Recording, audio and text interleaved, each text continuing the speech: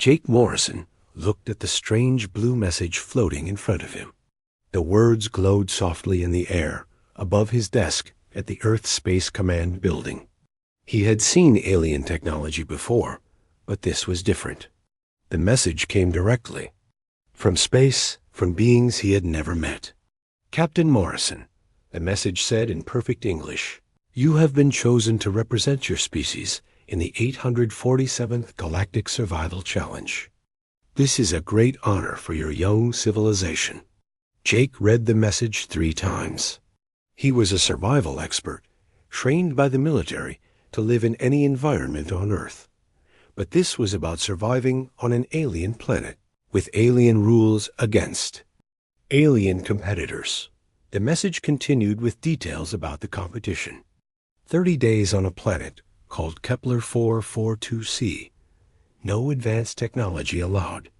Only natural resources could be used.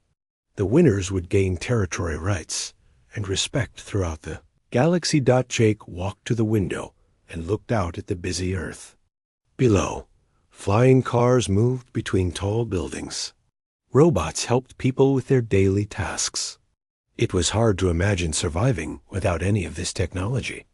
His door chimed, and 3 people walked into his office. Jake recognized them immediately. Dr. Lisa Parker was a scientist who studied alien life forms. She was smart and curious about everything.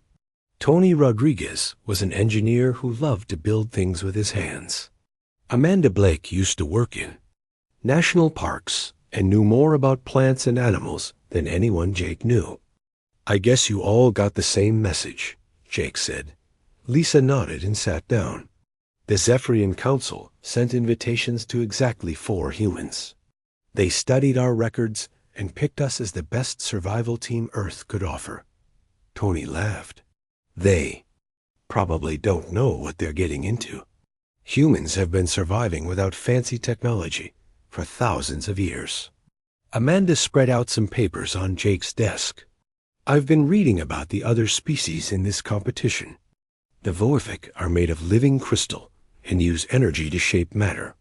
The Nebulans float in gas clouds and process atmosphere directly into their bodies. The Chitauri are like insects that share one big mind." Jake studied the papers. Each alien species looked completely different from humans. Some didn't even have solid bodies. How do beings like this survive without technology? "That's what I'm wondering too," Lisa said. "Most of these species evolved past physical survival millions of years ago. They might not even know how to make fire or find food without machines." The next day, the 4 humans met at the spaceport. A sleek alien ship waited for them. It was beautiful, made of some material that seemed to shift colors in the sunlight. Jake had traveled in human spaceships before, but this was something else entirely. The ship's captain was a tall, thin being with silver skin and large black eyes. It spoke through a translation device that made its voice sound musical. "Welcome, humans of Earth. I am Captain Veltar of the Zephyrian Council. You will be transported to Kepler 442c for the survival challenge. The journey will take 3 days." As the ship lifted off from Earth, Jake looked down at his home planet getting smaller below. He felt excited and nervous at the same time. This was the biggest challenge of his life. During the trip, the humans learned more about the competition. Captain Veltar explained the rules in detail. No electromagnetic devices, no quantum processors, no energy weapons, no artificial materials. Everything had to come from the planet itself. "Your species is very young," Captain Veltar said. "Most competitors have evolved beyond primitive survival. They use advanced methods that still count as natural by our standards." Lisa asked what these advanced methods were, but Captain Veltar seemed confused by the question. "They manipulate matter with thought. They convert energy directly. They share consciousness to solve problems. Basic skills for civilized beings." Tony whispered to Jake, "I don't think they understand what we consider basic skills." On the second day, they met some of the other competitors. The Vorthic team looked like walking statues made of purple crystal. They spoke by creating light patterns inside their bodies. When Jake tried to shake hands with one, it felt cold and hard like touching. A Rock Dot the Nebulan team was harder to see. They were mostly gas held together in roughly human-shaped forms. They wore special suits that kept their bodies from floating away. When they spoke, their voices sounded like wind through trees. The Chitauri team moved as one unit. All 6 of them turned their heads at the same time and spoke in perfect unity. Their voices layered together in an eerie harmony that made Jake's skin crawl. "Interesting," said all 6 Chitauri at once, looking at the humans. Solid flesh beings with individual minds. How do you coordinate survival efforts without shared consciousness? Amanda answered, "We talk to each other and make plans together." The Chitauri made clicking sounds that might have been laughter. How primitive. Your species will provide entertainment during the competition.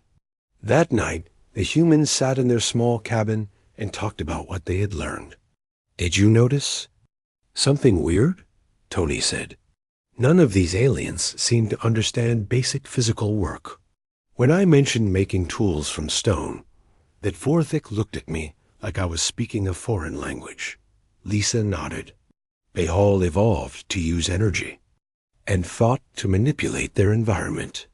Physical crafting with hands might be completely foreign to them." Jake thought about his military training.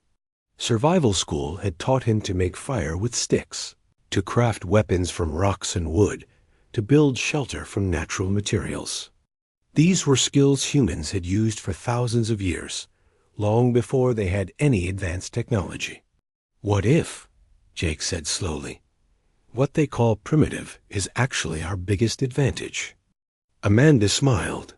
"You mean our Stone Age skills might be exactly what we need to win this competition?" The third day brought them to Kepler 442c. Through the ship's windows, they could see a beautiful planet covered in green forests, blue oceans, and brown mountains. It looked a lot like Earth, but with 2 small moons hanging in a purple sky. Captain Veltar gathered all the teams for final instructions. "You will be placed in different areas of the main continent. The planet is safe for all your species, with breathable atmosphere and edible plant life. Dangerous predators exist, but are not aggressive unless threatened. Orbital scanners will monitor for banned technology use. Rescue beacons will extract you if you face life-threatening situations." The ship descended through thick clouds toward a vast forest. Jake could see rivers winding between trees that looked almost like earth oaks and pines. In the distance, rocky hills rose toward snow-capped mountains. "Your insertion point is chosen," Captain Veltar announced. "Remember, survival is the goal. Comfort and advancement beyond basic needs will be noted by judges. May the most civilized species prevail." As the transport pod carried them down to the planet's surface, Jake looked at his 3 teammates. They all had the same expression of determination mixed with excitement. Whatever happened next, they would face it together. The pod landed in a small clearing surrounded by tall trees. The doors opened, and Jake stepped out onto alien soil for the first time. The air smelled like pine needles and fresh rain. Birds sang in the trees above, though they didn't sound quite like earth birds. Tony knelt down and picked up a handful of dirt. He rubbed it between his fingers and nodded. "Good soil. We can work with this." Amanda was already examining the nearby plants. "These look like berry bushes, and I think those are edible mushrooms growing on that fallen log." Lisa pulled out a small device that would help her study the local environment without breaking the technology rules. "Atmospheric readings look good. Temperature is mild. This planet is actually perfect for human survival." Jake looked around the clearing and started making mental notes. Good source of water could be heard running somewhere nearby. Plenty of dead wood for fire. large flat rocks suitable for tool making. High ground to the east for a shelter site. "All right, team," Jake said. "Let's show these aliens how humans really survive." As the transport pod lifted off and disappeared into the purple sky, the four humans stood alone on an alien world. But for the first time since receiving the invitation, Jake felt completely confident. This was what humans did best. The first thing Jake did was find water. The sound of running water had been calling to him since they landed. He followed the sound through the trees until he found a clear stream flowing over smooth rocks. The water looked clean and tasted fresh when he cupped it in his hands. "Perfect," he called back to the others. "Clean water source about 50 meters that way." While Jake checked the water, Tony was already collecting materials. He had found several pieces of flint among the rocks near their landing spot. His trained eye spotted the right kind of stone immediately. He picked up a harder rock to use. As a striker, and began working. Amanda moved through the forest like she had lived there her whole life. She found edible berries, identified safe mushrooms, and located several types of plants that could be used for medicine or food preparation. Her years working in national parks had taught her to read any environment quickly. Lisa set up a small observation area where she could study their surroundings while staying connected to the team. She used her knowledge of alien biology to understand how this planet's ecosystem worked. Everything she learned would help them survive better. By the end of their first hour on the planet, the humans had already accomplished more than most survival teams would in a full day. They had located water, identified food sources, collected tool-making materials, and chosen a good site for their base camp. Tony struck his flint against the hard rock, creating sparks that fell onto a small pile of dry grass and leaves. He blew gently on the tiny flame until it caught, then added small twigs, then larger branches. Within minutes, he had a strong fire burning. The smoke rose straight up into the still air. Jake knew that smoke could be seen from far away, including by the orbital scanners that were watching all the teams. He wondered what the alien judges thought when they saw humans make fire so easily. "How long did that take you?" Lisa asked. "Tony, about 10 minutes to gather materials and get it started," Tony replied, feeding more wood to the flames. "Could have been faster if I had better tinder," Amanda laughed. 10 minutes from landing to having fire. "I bet the other teams are still trying to figure out how to stay warm." Jake used his military training to organize their first camp. He found a spot near the stream, but high enough to avoid flooding. It was close to their fire, but far enough. A way to be safe. Large trees provided natural windbreaks, and the ground was level and well drained. "We'll build a temporary shelter here for tonight," Jake said. "Tomorrow we can start working on something more permanent." Tony was already cutting branches with a sharp piece of flint he had shaped into a crude knife. His engineering background helped him understand how to make the most effective tools with limited materials. Each cut was precise and purposeful. Amanda wove grass and flexible branches together to make rope and binding materials. Her fingers worked quickly, creating strong cordage that would hold their shelter together. She had learned these skills during wilderness training, but they came naturally to her. Lisa documented everything they did, both for her own scientific interest and to help them improve their techniques. She noticed how quickly each person fell into their role, how naturally they worked together without needing much discussion. As the sun began to set, the humans had built a solid lean-to shelter, established a permanent fire pit with extra wood, stockpiled, identified, and gathered several types of edible plants, and created a clean area for food preparation. Jake looked at their small camp with satisfaction. It wasn't fancy, but it was functional and comfortable. More importantly, they had accomplished all of this using only materials they found on the planet and skills they had learned on Earth. I wonder how the other teams are doing, Amanda said. As she arranged their gathered food, Lisa pulled out her monitoring device. It could detect electromagnetic signatures from a distance without violating the technology ban. There's a lot of energy activity about 2 kilometers north of us. That must be one of the other teams. Energy activity? Tony asked. I thought we weren't allowed to use advanced technology. We're not, Lisa said. But remember what Captain Veltar said. They use methods that count as natural by alien standards. Energy manipulation might be as natural to them as making fire is to us. Jake thought about this as he sharpened a stick to use as a spear. The rules said no electromagnetic devices, no quantum processors, no energy weapons, no artificial materials. But they never said anything about fire, stone tools, wooden weapons, or plant-based materials. I think I'm starting to understand, Jake said. The aliens write rules based on their own technology. They banned the kinds of tools they use, but they never thought about the kinds of tools we use. The next morning brought new challenges and new successes. Tony spent the early hours creating better tools. He knapped flint to make sharp cutting edges, shaped wood into handles, and bound them together with Amanda's plant fiber rope. By mid-morning, he had created a set of knives, scrapers, and cutting tools that would have impressed any archaeologist. Amanda established a food gathering and preparation system. She found fruit trees, nut groves, and root vegetables that grew wild throughout the forest. Her botanical knowledge helped her identify plants that were not only safe to eat, but also nutritious and good-tasting. Lisa continued studying their environment. But she also began thinking about the other teams.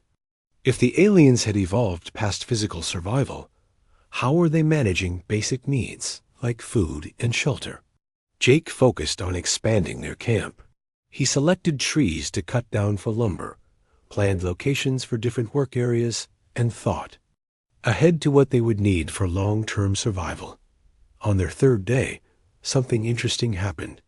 Lisa's scanner detected movement from one of the other team locations, and it was moving toward them.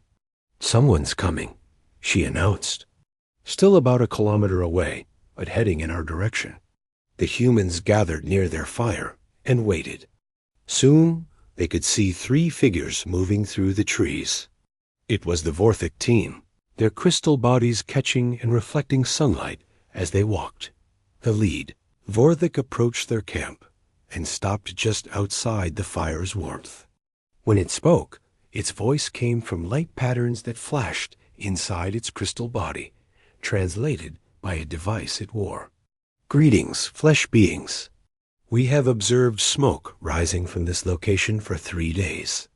We wish to understand your method of creating heat without energy input. Tony stepped forward, holding a piece of flint and the striking stone. We make fire by creating sparks with these rocks. The sparks ignite dry plant material, which burns and creates heat. The Vorthic stared at the rocks in Tony's hands. Its crystal body pulsed with different colors as it processed this information. You create combustion through mechanical friction? The alien asked, without electromagnetic induction or plasma generation. That's right, Tony said.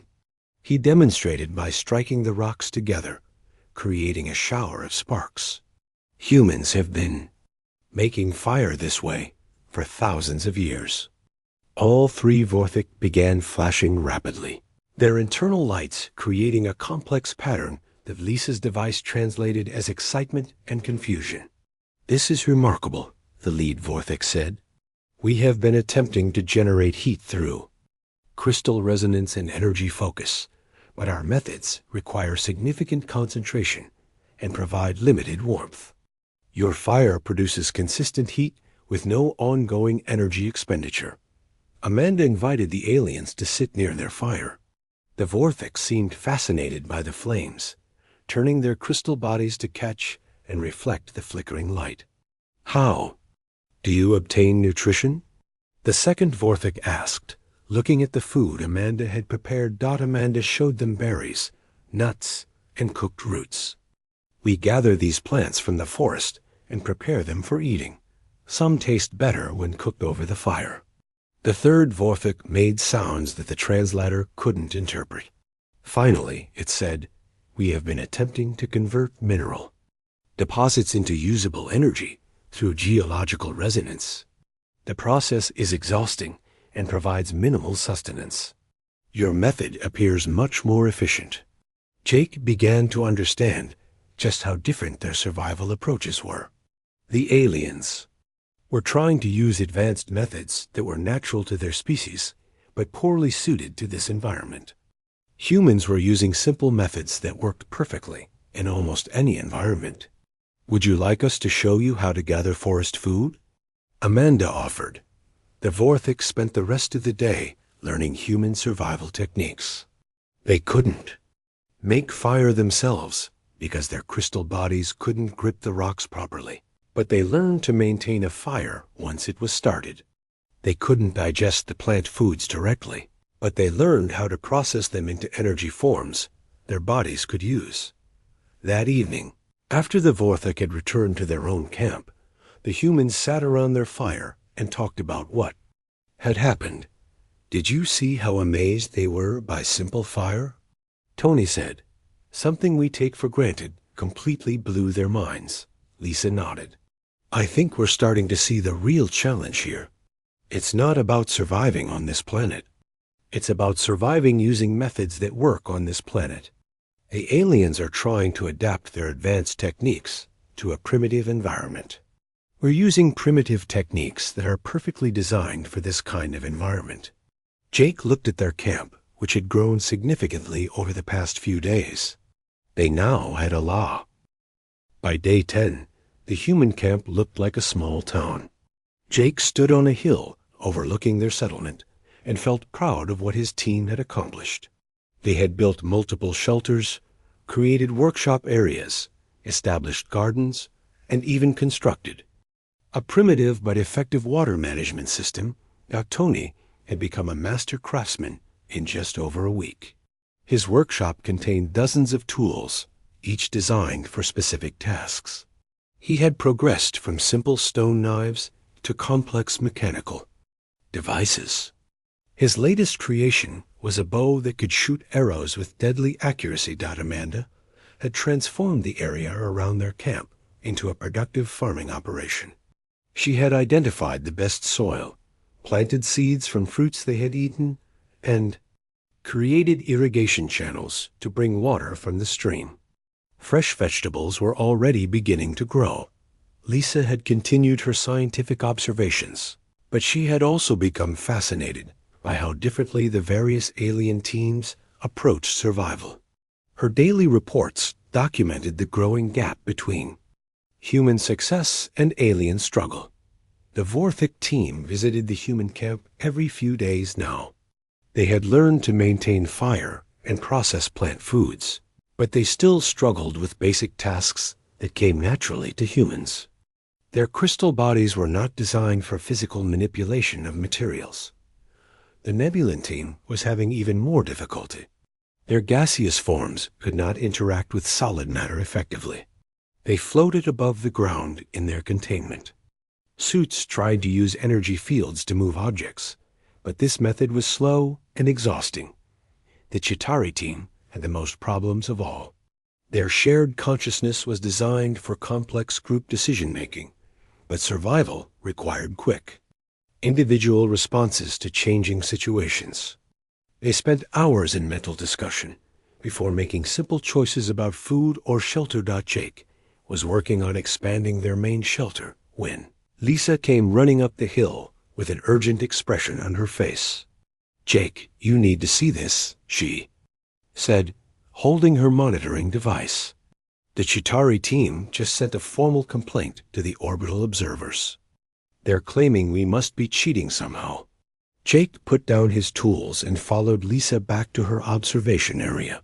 The device showed a steady stream of electromagnetic communications between the planet's surface and the ships in orbit. "What are they saying?" Jake asked. Lisa adjusted the device settings. They're demanding a full investigation of our camp. They say it's impossible for any species to achieve this level of advancement without using banned technology. They want the judges to come down and inspect everything we've built. Tony and Amanda joined them, having overheard the conversation. Let them investigate, Tony said confidently. Everything we've made comes from materials we found on this planet. Every technique we've used is something humans have known for thousands of years. Amanda nodded. We haven't broken any rules. We've just been using different rules than they expected. That afternoon, a shuttle descended from orbit and landed in the clearing where the humans had first arrived. Captain Veltar emerged, followed by 3 other aliens that Jake had never seen before. They wore official-looking uniforms and carried sophisticated scanning equipment. Greetings, human team, Captain Veltar said. I am required to conduct a formal investigation into allegations of technology violation. Please understand this is standard procedure when unusual performance levels are observed. Jake led the investigation team through their camp, explaining everything they had built and how they had built it. The aliens followed, scanning every structure, every tool, every construction detail with their advanced instruments. At Tony's workshop, Captain Veltar picked up a beautifully crafted bow. The weapon was made from a single piece of wood, curved and shaped to store and release energy efficiently. The string was woven from plant fibers, strong enough to launch arrows with tremendous force. This device launches projectiles, Captain Veltar observed. Our scanners detect no electromagnetic signature, no energy storage cells, no quantum processors. Yet it appears to be a highly effective weapon. How does it function? Tony took the bow and demonstrated. He pulled the string back, bending the wood into a tight curve. When he released the string, it snapped forward with a sharp twang, sending an arrow flying across the clearing to strike a target tree with perfect accuracy. The wood stores energy when you bend it, Tony explained. When you release the string, that stored energy launches the arrow. It's basic physics. Potential energy converted to kinetic energy. The alien investigators exchanged glances and made notes on their devices. One of them, a tall being with silver skin and multiple arms, spoke in a language Lisa's translator couldn't interpret. Captain Veltar responded in the same language. Fascinating, Captain Veltar finally said. We understand energy storage through electromagnetic fields, plasma containment, and quantum matrices. But energy storage through physical deformation of organic matter is completely foreign to our experience. The investigation continued for several hours. The aliens examined Amanda's farming system, Jake's construction techniques, Lisa's scientific documentation methods, and every tool, weapon, and structure the humans had created. At Amanda's garden area, one of the investigators knelt down and touched the soil with a gloved hand. You have modified the planetary environment, the investigator said. These plants are not growing in their natural state. You have created artificial growing conditions. Amanda smiled. It's called agriculture. We plant seeds, add nutrients to the soil, and manage water flow to help plants grow better. Humans have been doing this for about 10,000 years. The investigator's scanner beeped and flashed. No artificial materials detected. No energy manipulation observed. No prohibited substances found. Yet the modification is clearly intentional and highly effective. Lisa stepped forward. May I ask you something? What methods do your species use for survival in natural environments? The silver-skinned investigator tilted his head. Natural environments require sophisticated energy manipulation, matter conversion, and consciousness integration. Survival without technology is considered impossible for civilized species. But you do realize, Lisa said carefully, the humans evolved in natural environments. We developed these skills over millions of years of evolution. What you're seeing isn't advanced technology. It's basic human survival behavior. Captain Veltar stopped scanning a clay pot that Amanda had made and looked directly at Lisa. You are saying that these capabilities are genetically inherent to your species. Not genetically, Jake corrected. Culturally. Human children learn these skills from their parents. Every human civilization throughout history has used fire, tools, agriculture, and construction. We pass this knowledge down through thousands of generations. The investigation team spent another hour examining everything in detail. They found no electromagnetic signatures, no quantum processing, no energy weapons, no artificial materials, and no banned substances of any kind. Captain Veltar gathered his team for a private discussion.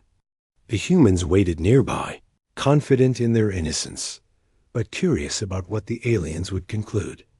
Finally, Captain Veltar approached them with what might have been a confused expression on his alien features. Your techniques comply fully with all competition regulations, he announced. However, I must admit that we are puzzled by your methods. According to our understanding, the technologies you are using should be ineffective for advanced survival needs. Tony laughed. Maybe that's because you're thinking about it backwards. These aren't advanced technologies trying to do simple jobs. These are simple technologies that are perfect for the jobs they're designed to do. I do not understand the distinction, Captain Veltar said. Lisa thought for a moment, then picked up two objects from Tony's workshop. One was a simple stone knife with a wooden handle. The other was a complex piece of electronic equipment that had been in her scientific gear. This, she said, holding up the electronic device, is advanced technology. It can do many different things, but it needs power, maintenance, and specific conditions to work. If it breaks, I need special parts and tools to fix it. She held up the stone knife. This is simple technology. It does one thing very well. It doesn't need power. It doesn't need maintenance. If it breaks, I can make a new one from materials I find anywhere. Which one is more useful for survival? Captain Veltar studied both objects carefully. His simple device appears more reliable for consistent function. But surely it cannot perform complex tasks. That's right, Jake said. So instead of making one complex device that does everything poorly, we make many simple devices that each do one thing perfectly. A knife for cutting, a bow for hunting, a pot for cooking, a shelter for protection. Each tool is designed specifically for its job. Amanda added, and when you combine simple tools with knowledge and experience, you can accomplish very complex tasks. Building this camp required dozens of different tools and techniques, but each individual step was simple and reliable. The alien investigators spent the rest of the day observing the humans at work. They watched Tony craft new tools, Amanda tend her gardens, Jake improve their buildings, and Lisa document everything for future reference. As evening approached, Captain Veltar prepared to return to his shuttle. Before leaving, he spoke privately with Jake. I must report to the Galactic Council that word about the human team spread quickly through the galactic communication networks. By day 15, ships from dozens of different species had arrived in orbit around Kepler 442c.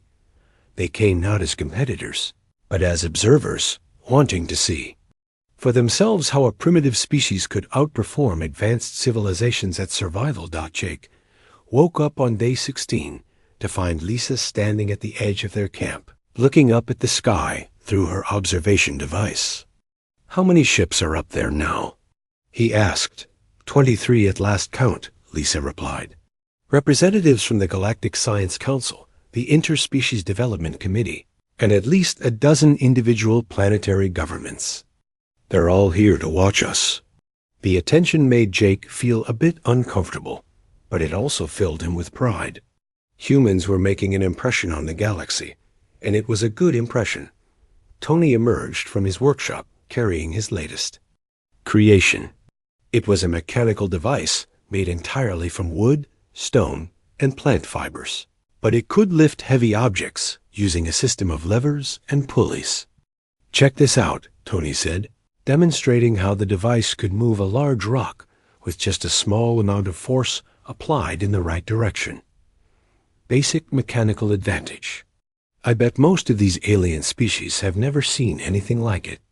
Amanda was working in her expanded garden, which now produced enough food to feed not just the human team, but also the visiting aliens who had asked to try Earth-style nutrition.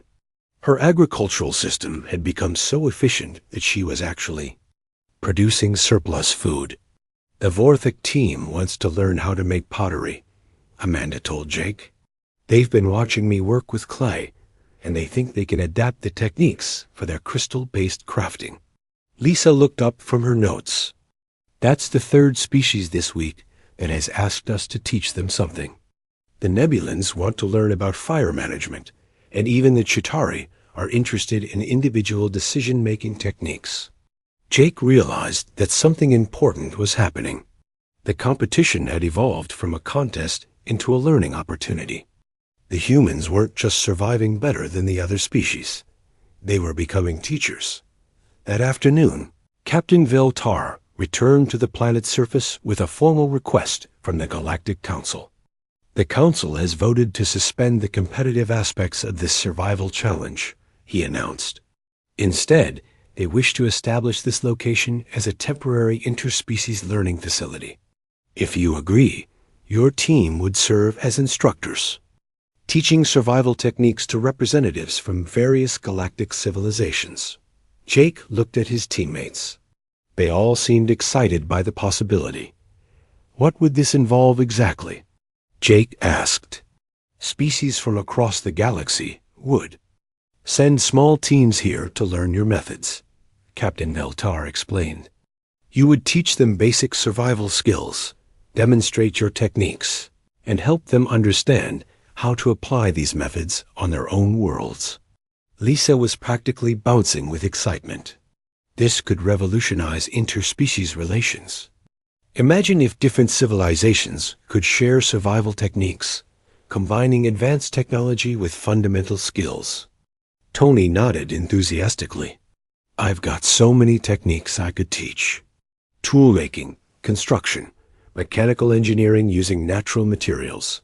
This could be amazing." Amanda smiled.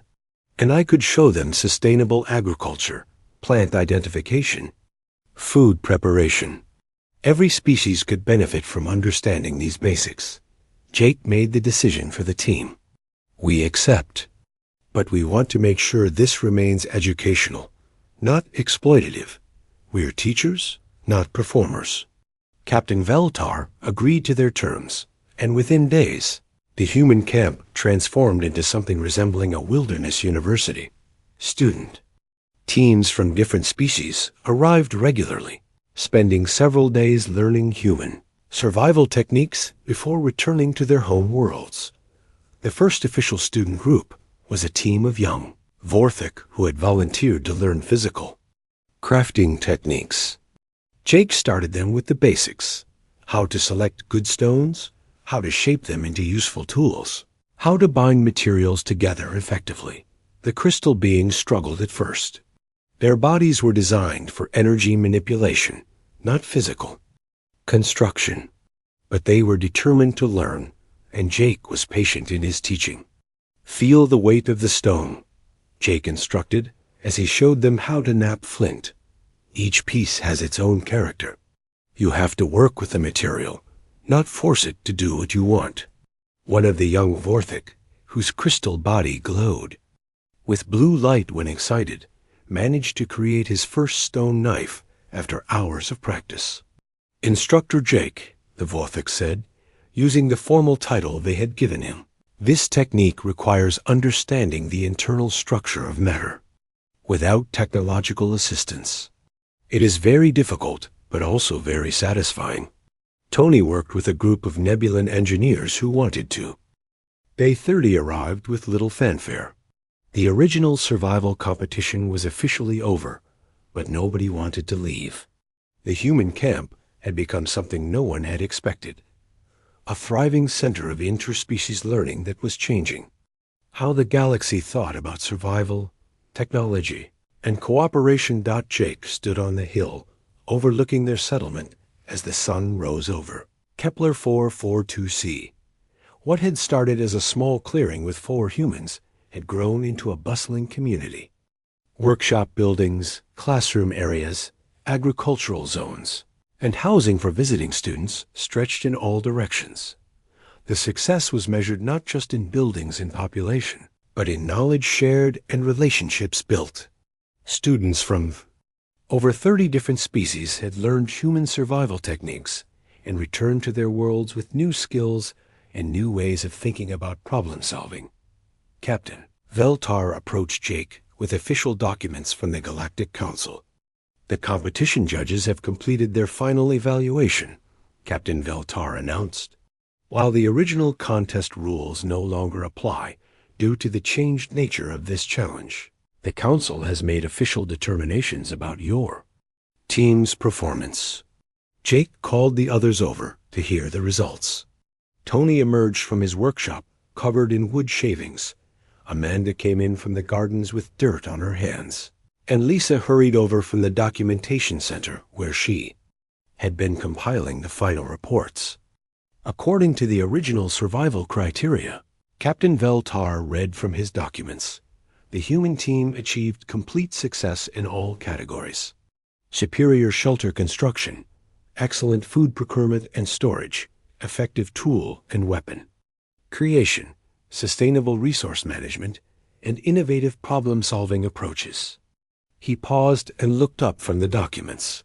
However, these measurements do not capture the true significance of what you have accomplished here. Captain Veltar activated a holographic display that showed statistics from across the galaxy. 47 worlds have requested human survival instructors. 12 species have established permanent cultural exchange programs with Earth. The Galactic Council has voted to create a new branch of interspecies cooperation focused on practical skill sharing. Lisa studied the holographic data with excitement. This means the educational program will continue and expand beyond just survival skills. That is correct, Captain Veltar confirmed. The Council has asked your team to help establish similar learning centers on other worlds. Your approach to teaching has proven effective across species barriers that we thought were impossible to bridge. Tony looked around at their bustling camp. You mean all of this was just the beginning? Amanda smiled. I like that idea. We've shown that it works here. Now we can help it work everywhere. Captain Veltar continued reading the official results. The Galactic Council has also voted to revise the definitions of primitive versus advanced technology. Your demonstration that's simple. Well-designed tools can outperform complex energy-based systems in many situations has forced a complete re-examination of technological development priorities. Jake felt a sense of pride, not just for his team, but for all of humanity. They had come to this planet to prove humans could survive in a galactic competition. Instead, they had proven that humans had something valuable to teach the entire galaxy. There is one more announcement, Captain Veltar said. Earth has been invited to join the Galactic Council as a full member world. Your species will have voting rights and representation in all interspecies decisions. The 4 humans looked at each other with amazement. When they had left Earth just 30 days earlier, humanity was a newcomer species barely worthy of notice. Now they were being offered full partnership in galactic civilization. What about the other teams? Amanda asked. How did they do in the original competition? Captain Veltar's expression grew more serious. The Vorthic team was evacuated on Day 18 due to inadequate nutrition. The Nebulan team was rescued on Day 22 when their containment suits began failing. The Chitauri team chose to withdraw on Day 26 when they could not adapt their collective decision-making to individual survival needs. Lisa felt sorry for the other teams, but she also understood the larger lesson. They weren't failures. They just weren't using the right tools for this particular job. Exactly, Captain Vel_Tar agreed. Which is why the Council believes that interspecies cooperation and education is so important. Every civilization has strengths that others can learn from. As the day progressed, graduation ceremonies were held for the current group of students. Jake watched with pride as Vorthic students demonstrated their new tool-making skills.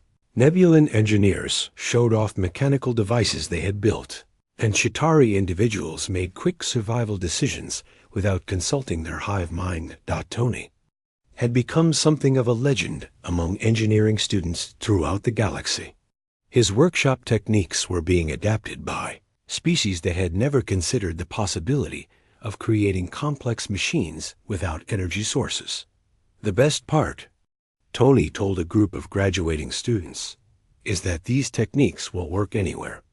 If your advanced technology fails, if you're stranded on a primitive planet, if you need to build something quickly with limited resources, you'll have backup methods that always work.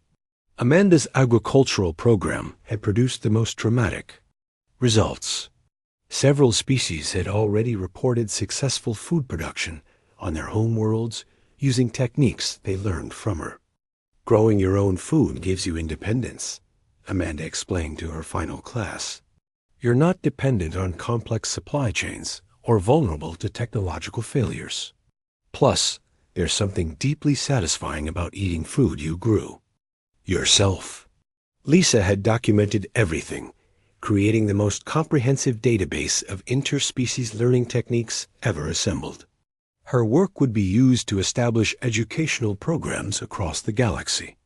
What we've learned here goes far beyond survival skills, Lisa told the assembled students and observers.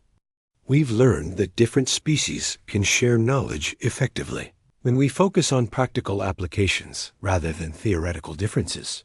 As evening approached, the humans gathered one last time around their original fire pit.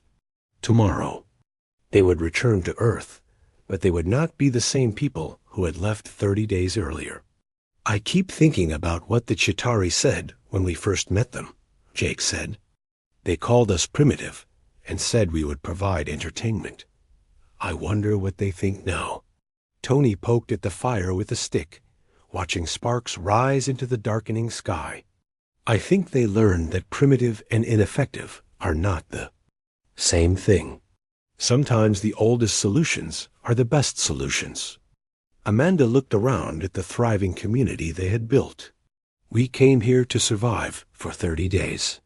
Instead, we created something that will last for generations. Lisa was already planning her next research projects.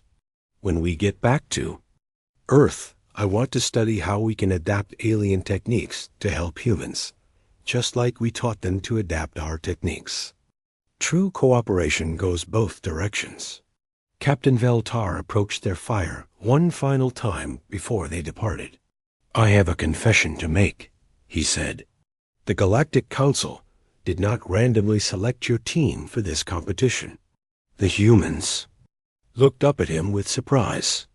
We had been observing human civilization for several years, Captain Veltar continued.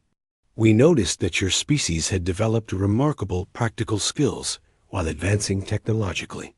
Most species abandon primitive techniques when they develop advanced technology. Humans seem to have retained both.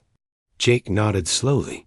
So this was a test to see if our primitive skills were really as effective as you thought they might be. In part, yes, Captain Veltar admitted. But we also hoped that contact with other species might teach humans new approaches to survival and problem-solving. We did not expect humans to become the teachers. Lisa laughed. So everyone learned something they didn't expect to learn. That appears to be the most accurate summary of these events. Captain Veltar agreed that the next morning, shuttles arrived to transport the humans back to the orbital ships for their journey home.